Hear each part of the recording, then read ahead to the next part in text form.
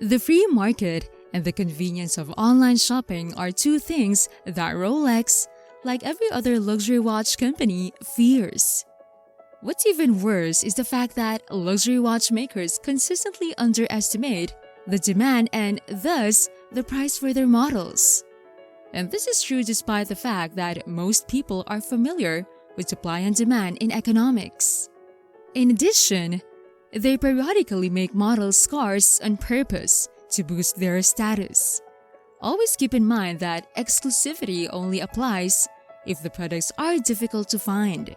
Any watch you want to buy will either require a lot of luck or the willingness to purchase it alongside less desirable Rolex models. If you want to buy one from a licensed dealer, that is. Now, we want to know why. Why the gray market might be to blame for the lack of market equilibrium.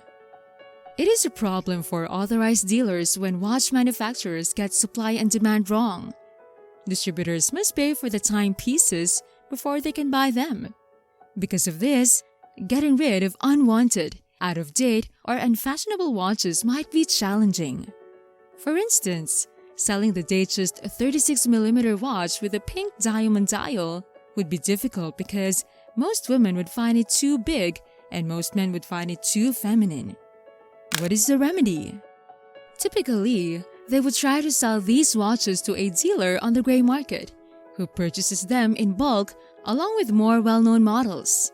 As a result, the official retailer will make less money.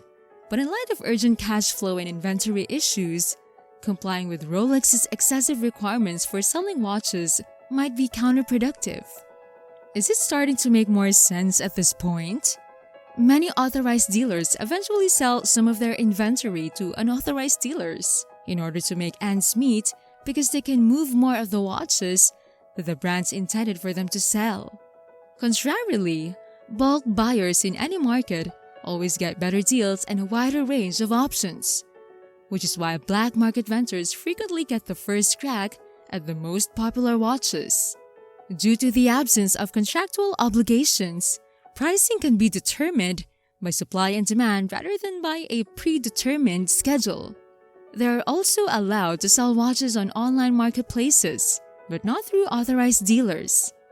Due to the enormous inefficiencies in the luxury watch industry, 20% of all sales of luxury watches are now reportedly occurring in this gray market. And the reason we know this is because it was mentioned in a Financial Times article. But some high-end watchmakers dislike this market so much that they would rather burn unsold inventory than let the market decide what a fair price is, which would make their carefully planned pricing policy useless. This might appear to be a diversion, but Rolex has established an unshakable reputation for its goods over the course of more than a century.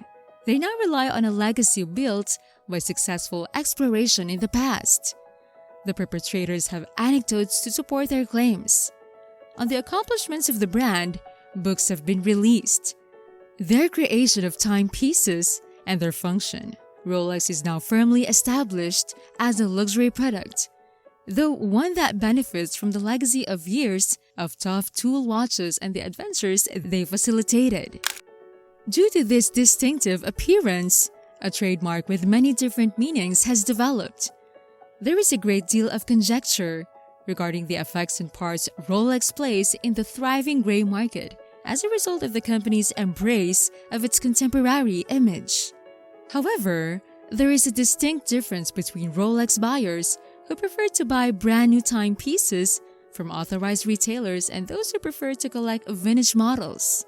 The market is most vocal at these two extremes, which are represented by these two groups of Rolex owners. Although it is easy to generalize about the various groups, the reality is actually very complex.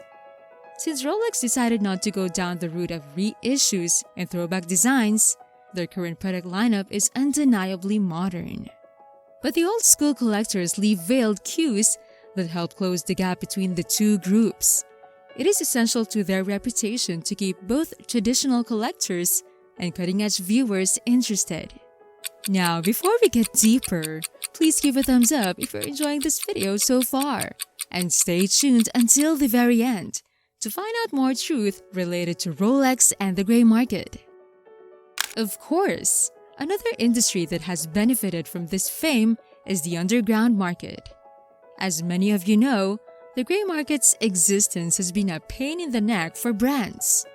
However, if you're not familiar with the gray market's functions or operations, allow us to quickly catch you up. Black market in its most basic sense, this term refers to timepieces that are being sold by independent retailers without the maker's consent. This doesn't make the watches illegal or fake, but they aren't being sold at the recommended retail price set by the makers either. You see, the existence of the gray market hinders a brand's attempts to enhance its reputation and maintain price control over its products. Consider it for a moment. Why would a customer spend $5,250 on a Speedmaster at an Omega boutique when they can get the same watch for $3,250 from a gray market dealer? This hurts the value of the Speedmaster brand as a whole, as well as Omega's ability to make money from their carefully chosen distribution channels, including their boutiques. Due to this, Omega is unable to effectively market the Speedmaster and maintain brand control over consumers.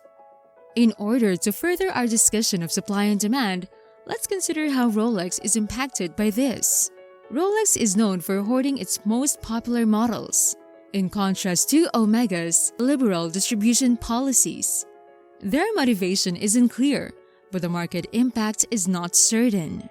Rolex sports models are in high demand but have little availability, leading to healthy speculation and driving up black market prices.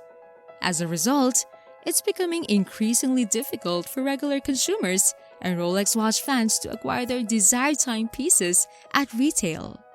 Authorized dealers often have years-long waiting lists, and in some circumstances, you won't even be able to get on the list unless you've done a significant amount of business with a dealer in the past. Not a positive brand experience, and something Rolex could easily fix if they wanted to. Or don't you agree? While this may go over well with today's wealthy consumers, it will almost certainly slow growth with tomorrow's shoppers. This is something we're sure of. A portion of the inventory sold by gray market dealers comes from legitimate manufacturers and distributors that are unable to unload their stock. Crazy, right? References from Rolex history, which are known for their context and more objective attributes as well-built timepieces, present the greatest challenges here. It's safe to say that everyone, from a fan of yesteryear to a follower of today's most popular brand, will like them. The Daytona, the GMT, and the Submariner are just a few examples. It is highly unlikely that you will find any of these illusions forged in steel in your neighborhood ad. When shopping on the black market, expect to pay a significant premium. And we're not kidding.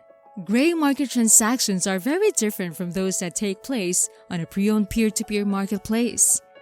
Again, some of the goods sold by gray market dealers come from real stores that can't sell Rolex watches because they don't meet the strict requirements to keep their Rolex license.